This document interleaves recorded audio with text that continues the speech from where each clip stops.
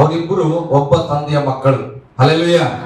ಹಾಗೆ ನೀವು ಕ್ರಿಸ್ತನು ಒಬ್ಬ ತಂದೆಯ ಮಕ್ಕಳಾಗಿದ್ದೇವೆ. ಬೈಬಲ್ ಹೇಳುತ್ತದೆ, ಯೇಸು ಕ್ರಿಸ್ತನಿಗೆ ತಂದೆಯಾಗಿರುವ ದೇವರು ಯೇಸು ಕ್ರಿಸ್ತನ ಮುಖಾಂತರ ನಮ್ಮನ್ನ ಕರುಣಿಸಿ ರಕ್ಷಿಸಿ ಎಬ್ಬಿಸಲ್ಪಟ್ಟು ತಿರುಗಿ ಜೀವಿಸುವಂತೆ ಮಾಡಿದ್ದಾನೆ.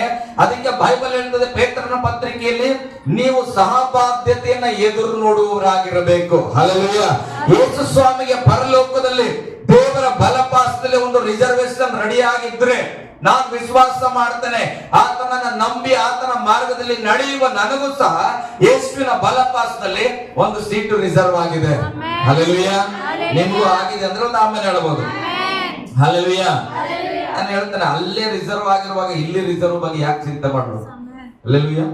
ಯಾವಾಗ ನೋಡ್ರೆ ಪಾಸ್ಟರ್ ಬಾಜು ಅವರೇ ಕೂತ್ಕೊಳ್ತಾರೆ, ಕೂತ್ಕೊಳ್ಳಿ ಬಿಡು, ನೀನ್ ಯೇಸು ಬಾಜು ಕೂತ್ಕೊಳ್ಳೋ ಅಧಿಕಾರ ಉಂಟು. ಹಲ್ಲೆಲೂಯಾ. ಪಾಸ್ಟರ್ಮ್ಮ ಯಾವಾಗ ಅವ್ರನ್ನೇ ಬಾಜು ಕೂರಿಸ್ಕೊಳ್ತಾರ, ಚಿಂತೆ ಮಾಡ್ಬೇಡ. ನಾವ್ ಯಾರಂಗಿಲ್ಲ, ನಮ್ ಬಾಜು ನೀವೇ ಕೊಡ್ರಿ ಅನ್ನಲ್ಲ. ಉದಾಹರಣೆಗೆ ನಾನು ಹೇಳ್ತೇನೆ. ಹಲ್ಲೆಲೂಯಾ.